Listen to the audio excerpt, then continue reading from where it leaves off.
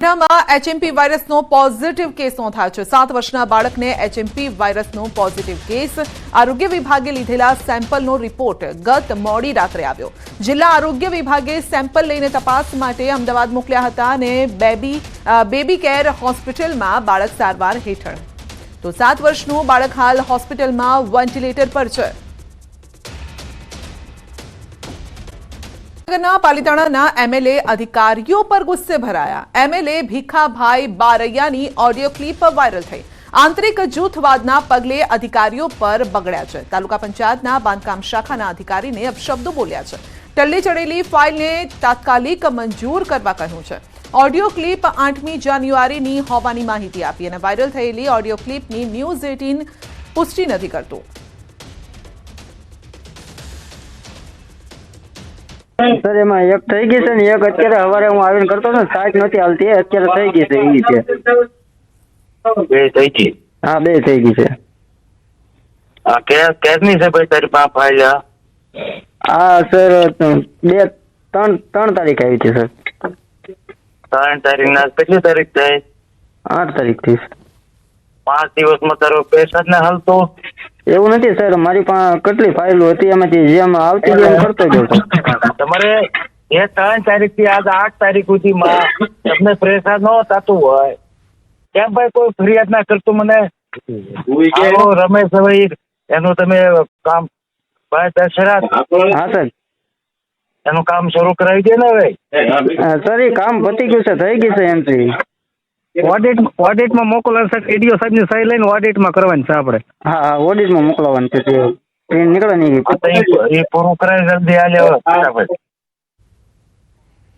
આ અંગે વધુ અપડેટ મેળવીશું સંવાદદાતા નીતિન ગોહિલ પાસેથી। જી નીતિન, ધારાસભ્ય અધિકારીને ખખડાવી રહ્યા છે ફાઇલ મંજૂર કરવા મામલે। જી ચોક્કસ વાત કરીએ તો જે આ ઓડિયોની વાયરલ ક્લિપ છે તે ગત 8 તારીખની હોય તેવું સામે આવી રહ્યું છે, પરંતુ ન્યૂઝ 18 છે તે આ ઓડિયો વાયરલ ક્લિપ અંગે કોઈ પુષ્ટિ કરતું નથી।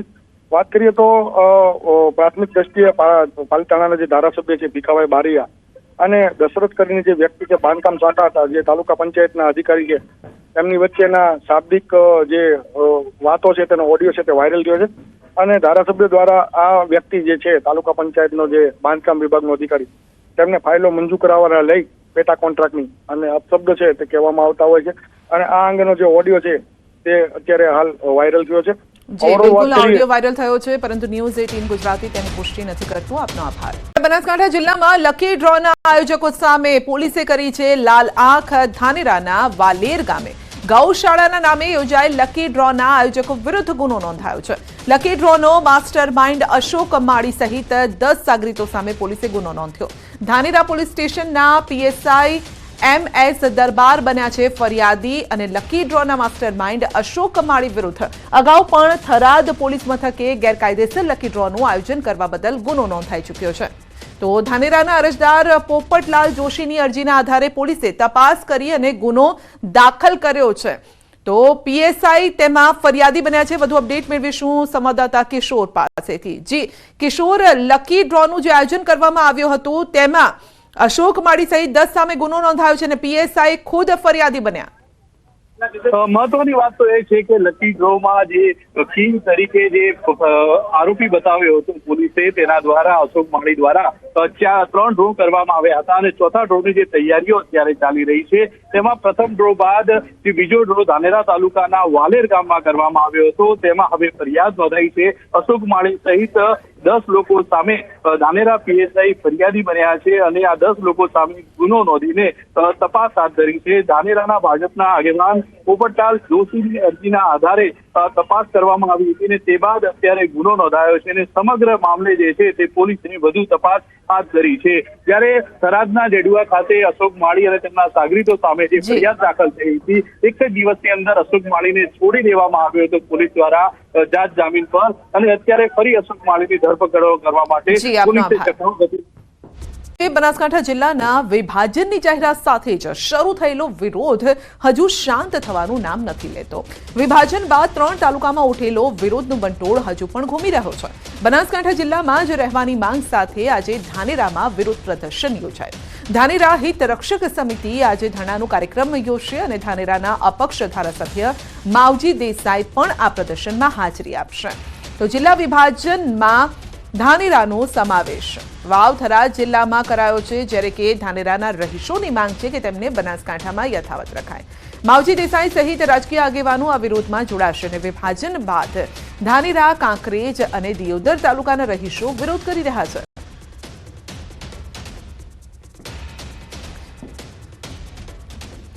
તો આ અંગે જ વધુ અપડેટ મેળવીશું. સહયોગી કિશોર આપની સાથે જોડાઈ ગયા છે અને જે રીતે વિરોધ પ્રદર્શન હજુ પણ યથાવત છે, કિશોર, માંગ શું છે અને આ વિરોધ હજુ ક્યાં સુધી ચાલશે?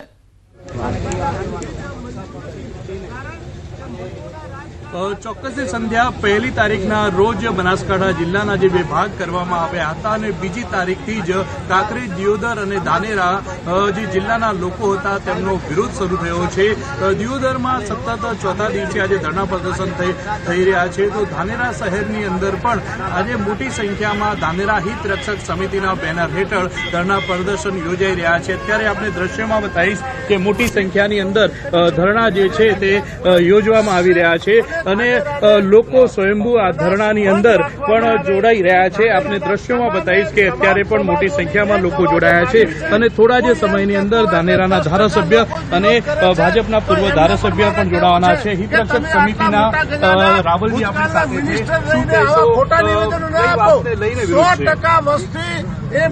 ધાનેરાની પ્રજાનો એવો મત છે કે ધાનેરા તાલુકાને બનાસકાંઠા જિલ્લામાં જે રાખવામાં આવે એ બનાસકાંઠા જિલ્લાનું વિભાજન થયું છે. એમાં વાવ-થરા અને બનાસકાંઠા જિલ્લાના 2 ભાગ થયા. એમાં ધાનેરાને વાવ-થરાની અંદર જે મૂકવામાં આવે છે એના માટે ધાનેરાની પ્રજા નાખુશ છે અને આક્રોશ છે અને એનો વિરોધ છે. વિરોધ જિલ્લાનો નથી, પરંતુ ધાનેરા તાલુકાને બનાસકાંઠામાં જ રાખવામાં આવે એવો પ્રજાનો મત છે. આપણી સાથે અત્યારે પૂર્વ ધારાસભ્ય નથાભાઈ પટેલ છે, વાત કરશું તેમના જોડે. શું કહેશો સાહેબ, કેમ થરાદમાં નથી જવું, કેમ વિરોધ કરી રહ્યા છો? અમે મીડિયાના માધ્યમ મારફત વારંવાર રજૂઆત કરી જ છે. બનાસકાંઠા જિલ્લાનું વિભાજન થયું એમાં અમને કોઈ વાંધો નથી, પણ ધાનેરા તાલુકાની અમારી માગણી છે કે બનાસકાંઠા જિલ્લામાં પાલનપુરમાં અમને રાખવામાં આવે. સામાજિક રીતે, શૈક્ષણિક રીતે, વેપાર અર્થે, વાદ વ્યવહારના અર્થે બધી રીતે બનાસકાંઠા જિલ્લામાં ધાનેરા તાલુકાને અનુકૂળ છે. ત્યાં ફક્ત કામ પૂરતું, કોર્ટના કામ પૂરતું કે જે કંઈ કચેરીના કામ પૂરતું જવાનું થશે, બાકીનું કોઈ પણ કામ ત્યાં થવાનું નથી. સીએમને મળ્યા હતા, શું કહ્યું સીએમએ? સીએમ સાહેબે અમે બધા સમાજ હિત રક્ષક સમિતિના નેજા હેઠળ મળ્યા. એમને અમારી વાત શાંતિથી સાંભળી છે અને એમને પ્રભારી મંત્રીની સૂચના કે મેં આપી છે અને એના માટે પ્રભારી મંત્રીનો રિપોર્ટ આવે જે વિચારણા કરવા જેવું એવું લાગશે તો અમે વિચારણા કરશું. શું કહેશો, શું માંગ છે ખાસ કરીને ધાનેરાના લોકોની? બનાસકાંઠા જિલ્લાનું 14 તાલુકાઓનું 7 તાલુકામાં વિભાજન થયું એને અમે આવકારીએ છીએ, પણ અમારું એમ કહેવું છે કે સરકાર કોઈ પણ જિલ્લાનું વિભાજન કરે તો સરકારની સુખાકારી માટે કરે છે અને પ્રજાની સગવડ માટે કરે છે. તો ધાનેરા તાલુકાને વાવ-થરાદમાં મૂકવાથી પ્રજા એ 100 વર્ષના ઊંડા ખાડામાં ધકેલાઈ જાય. મારો તાલુકો 100 વર્ષ પાછળ જતો રહે. એટલે અમારા તાણાવાડા બ્રિટિશ ગવર્મેન્ટથી પાલનપુર સાથે વણાયેલા છે. મારા શૈક્ષણિક ભવનો, મારા સામાજિક ભવનો, મારા કુટુંબિક વ્યવહારો, મારા સામાજિક વ્યવહારો પાલનપુર, ડીસા અને દાંતીવાડા સાથે છે. જો અમને થરાદ મૂકવામાં આવે તો અમે તમામ પ્રકારે કુંઠિત થઈ જઈએ. માટે સરકારને અમારી વિનંતી છે કે વર્ષોથી બ્રિટિશ ગવર્મેન્ટથી અમારો વ્યવહાર પાલનપુર સાથે રહ્યો છે, માટે અમને બનાસમાં જ રાખવામાં આવે. કોઈ વ્યક્તિ એમ કહેતું હોય કે 10% લોકો જ વિરોધ કરે છે તો એ વ્યક્તિને પણ હું વિનંતી કરું છું કે તમે તમારા રાજકારણને ચલાવવા માટે માત્ર ખોટા નિવેદનો આપવાના બંધ કરજો. 100% વસ્તી આજે ધાનેરાની બનાસમાં જવા માટે સંમત છે, થરાદ જવા માટે સંમત નથી. ધાનેરાના લોકો જે છે તે વિરોધ અત્યારે કરી રહ્યા છે સંધ્યા, અને ખાસ કરીને ધાનેરાના લોકોની માંગ છે કે ધાનેરાનો જે સંબંધ છે તે પાલનપુર જોડે છે, થરાદ જોડે ધાનેરાના લોકો દીકરી નથી આપતા કે ત્યાંથી દીકરી નથી લાવતા. તમામ જે સંબંધો પાલનપુર, ડીસા તરફ છે તેને લઈને અત્યારે ધાનેરાના લોકો જે છે તે વિરોધ કરી રહ્યા છે. સંધ્યા. જી, અને કોઈ બાહેધરી આપવામાં આવી છે સરકાર તરફથી, કારણ કે મીટિંગોનો દોર પણ ચાલતો રહ્યો છે, તો સરકાર તરફથી શું કહેવામાં આવી રહ્યું છે? સરકાર પણ જોઈ રહી છે કે આ રીતે વિરોધ થઈ રહ્યો છે, લોકો ધરણા પ્રદર્શન કરી રહ્યા છે, ધારાસભ્ય ખુદ હવે આ પ્રદર્શનમાં ધરણામાં જોડાવાના છે. કોઈ એવી બાહેધરી કે હા થશે અથવા તો આજ રહેશે, આજ પરિસ્થિતિ રહેશે?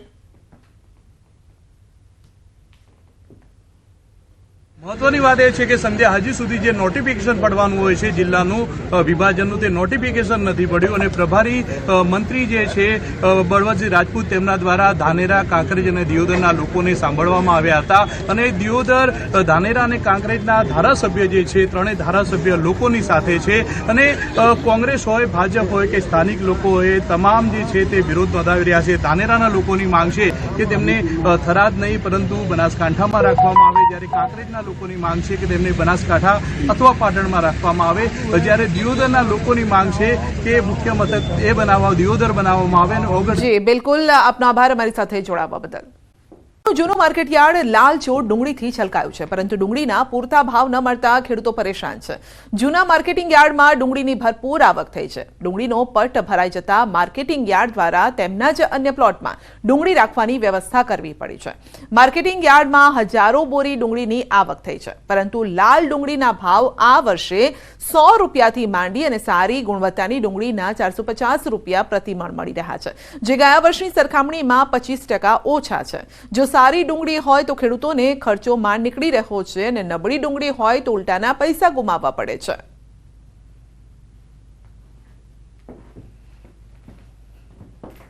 ભાવ મળે છે 170 થી 300 રૂપિયા સુધીનો મળે. નાની ડુંગળી હોય તો 100 રૂપિયા મળે છે. ગયા વર્ષ કરતા 25% ભાવ છે. ગયા વર્ષે 700-800 રૂપિયા વેચાતી, 1000 રૂપિયા વેચાતી, 3 મહિના પહેલા 1000માં વેચાતી હતી. અત્યારે 250 થી 350 રૂપિયામાં વેચાય છે ડુંગળી. ખેડૂતોમાં બરબાદ થઈ જાય. ડુંગળીમાં ગયા વખત કરતાં 25% ભાવ છે. ભાવ ઓછો મળે છે.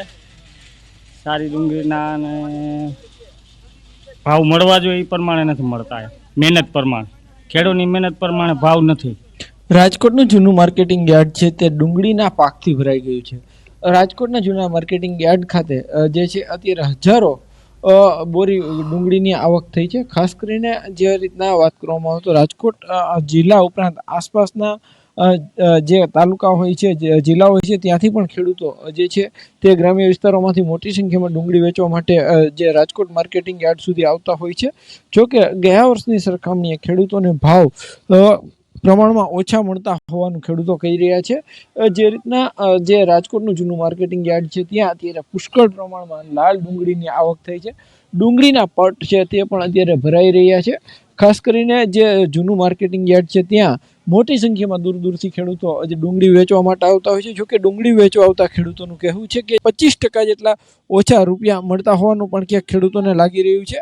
ડુંગળીના ભાવ છે અત્યારે કહી શકાય કે જે નીચી ડુંગળી, જે નબળી ગુણવત્તાવાળી ડુંગળી હોય છે તેમના ભાવ 100 રૂપિયાથી લઈ અને 400 રૂપિયાની આસપાસ મળી રહ્યા છે. જે ગયા વર્ષે જે છે નબળી ડુંગળી, જે નબળી ક્વોલિટીની ડુંગળી હતી એમના ભાવ પણ 125 રૂપિયા ઉપર મળતા હતા, પરંતુ ક્યાંક ને ક્યાંક આ વખતે જે નબળી ક્વોલિટીની ડુંગળી છે તેમના ભાવમાં જે મોટો ઘટાડો જે જોવા મળી રહ્યો છે ને એટલા માટે જ ખેડૂતો પણ ક્યાંક નિરાશ જોવા મળી રહ્યા છે. હાર્દિક જોશી, ન્યૂઝ 18 ગુજરાતી, રાજકોટ. તો કેરીની ખેતી કરતા ખેડૂતો ખૂબ જ આનંદમાં છે. આંબાના પાકમાં સારા ચાલુ વર્ષે શિયાળામાં આંબાને અનુકૂળ ઠંડી રહેતા આંબામાં સમયસરનું ફ્લાવરિંગ આવ્યું છે અને જેથી કેરીનું મબલક ઉત્પાદન થવાની ખેડૂતોને આશા છે. મહત્વનું છે કે છેલ્લા 15 થી 20 વર્ષમાં ક્યારેય આવા સારા મોર નથી આવ્યા. સોરઠની પ્રખ્યાત કેસર કેરીનું ઊંચું ઉત્પાદન થવાની પણ આશા છે. બીજી તરફ કૃષિ વૈજ્ઞાનિકોનું માનવું છે કે હાલમાં ખૂબ જ સારો શિયાળો છે, જે આંબા માટે સારું વાતાવરણ છે. જો આગામી દિવસોમાં આવું જ સારું વાતાવરણ રહે તો કેરીનું ઉત્પાદન પણ સારું થશે.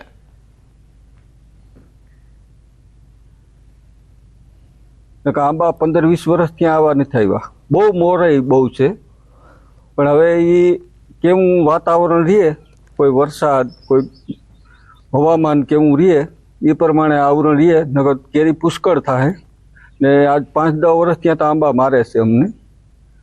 આવરણ બહુ છે હું કહું મારે. કે ઘણા વર્ષ પછી આપણને આવો સરસ શિયાળો મળ્યો છે. બાકી દર વર્ષે આપણે સ્વેટર પણ પહેરવાની તસ્તી ન લઈએ એવો શિયાળો હોય છે. તો જે ઋતુ હોવી જોઈએ એ પ્રમાણની ઋતુ આ વખતે આપણને મળી છે, જે આંબા માટે પણ ખૂબ સારી વાત છે. એટલે એને જે પરિબળો જોઈએ વાતાવરણના, એ પરિબળો એક્ઝેક્ટ સમયે એને મળ્યા અને એને કારણે જે ફ્લાવરિંગ છે એ સમયસરનું ફ્લાવરિંગ છે અને ખૂબ સારું ફ્લાવરિંગ છે. ભદ્રાવળી ગામના યુવાનનું અપહરણ, તો 2 આરોપી ઝડપાયા છે. આરોપીઓએ ભદ્રાવળી મિલ માલિકના પુત્રનું અપહરણ કરી 50 કરોડની માંગ કરી હતી. અને મહત્વનું છે કે ગત 28 તારીખના અપહરણ બાદ યુવાનને પોતાની ચંગુલમાંથી છોડીને આરોપીઓ ફરાર થયા હતા. બોટાદ એલસીબી દ્વારા અપહરણકર્તા સંજય ઓળકિયાની બોટાદના રતનપર ચોકડી નજીકથી તેને ઝડપી પડાયો, તો અલ્પેશ બોધાભાઈ મકવાણાની ભદ્રાવળી ગામમાંથી તેને દબોચી લેવાયો છે. આ પોલીસે બંને આરોપીઓની ધરપકડ બાદ ગઈકાલે કોર્ટમાં રજૂ કર્યા. 14 દિવસના રિમાન્ડ માંગવામાં આવ્યા, જો કે કોર્ટે 7 દિવસના રિમાન્ડ મંજૂર કર્યા અને કુલ 6 અપહરણકર્તામાંથી 2ની ધરપકડ બાદ હજુ ફરાર 4 અપહરણકર્તાઓને ઝડપી લેવા પોલીસે તજવીજ હાથ ધરી છે. વેજલપુર પોલીસ સ્ટેશનમાં હોબાળો મચ્યો છે. ફરિયાદ દાખલ કરવા કિન્નરોનો હોબાળો. પેટ્રોલ છાંટી દેવાની ધમકી આપી છે. દરવાજાનો કાચ તોડી નાખ્યો છે. હોબાળો કરનાર કિન્નરો સામે ફરિયાદ પણ નોંધાઈ છે. તો સોનમ દે, મેમણ, કામિની દે, સિલ્ક દે અને હિના દે, નગમા બાનુ સામે ફરિયાદ નોંધાઈ છે. પોલીસે ફરિયાદ નોંધીને તપાસ હાથ ધરી છે.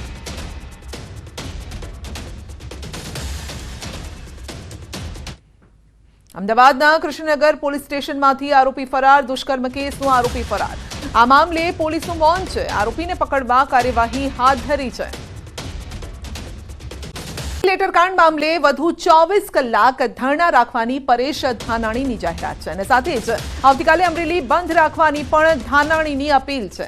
તો આજે રાજકમલ ચોકમાં ધાનાણીના 24 કલાકના ધરણા પૂર્ણ થયા છે અને જ્યાં તેમણે પાયલ ગોટી સાથે બનેલી ઘટના અંગે પોલીસ અને રાજકીય નેતાઓ પર પ્રહાર કર્યા. તેમણે આક્ષેપ કર્યો કે 24 કલાક બાદ પણ કોઈ શિક્ષાત્મક કાર્યવાહી નથી થઈ.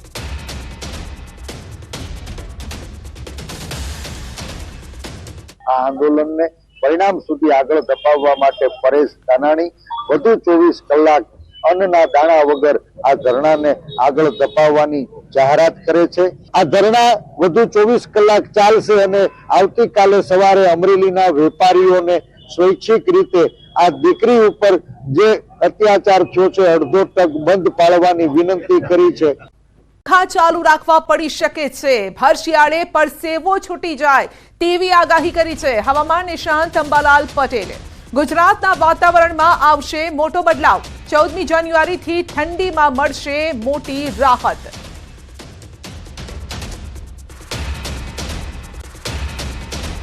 તારીખ 14, 15, 16માં ઠંડીમાંથી એકદમ રાહત મળશે, જેમાં દક્ષિણ ગુજરાતના ભાગમાં ન્યૂનતમ તાપમાન 20 ડિગ્રી સેલ્સિયસ અને મહત્તમ 32, 33, ક્યારેક 35 પહોંચી જવાની શક્યતા રહેશે.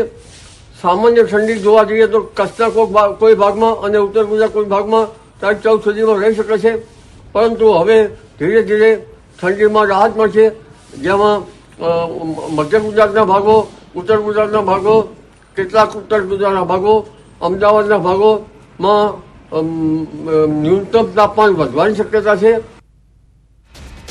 તો દક્ષિણ ગુજરાતમાં પારો 32 ડિગ્રીએ પહોંચી શકે છે. કચ્છ, ઉત્તર ગુજરાતમાં ગુલાબી ઠંડી રહી શકે છે અને હવે ધીરે ધીરે ગુજરાતમાં ઠંડીમાં રાહત મળશે. તો કેટલાક ભાગમાં પારો 34 ડિગ્રીએ પહોંચી શકે છે. કેટલાક ભાગમાં ન્યૂનતમ તાપમાન લગભગ 18 ડિગ્રી સેલ્સિયસ જેવું થવાની શક્યતા રહેશે અને મહત્તમ તાપમાન ક્યારેક 34 કે તેથી ઉપર જવાની શક્યતા રહેશે. એટલે લગભગ દિવસના ભાગમાં પંખા ચાલુ કરી શકે તેવી સ્થિતિ આવવાની શક્યતા રહેશે. તો દિવસના ભાગમાં પંખા ચાલુ રાખવા પડી શકે છે. 14 થી 18મી સુધી વાદળો આવવાની પણ શક્યતા છે. કેટલાક ભાગમાં છાંટા પણ પડી શકે છે. વાદળો આવતા ઠંડીમાં રાહત મળી શકે છે.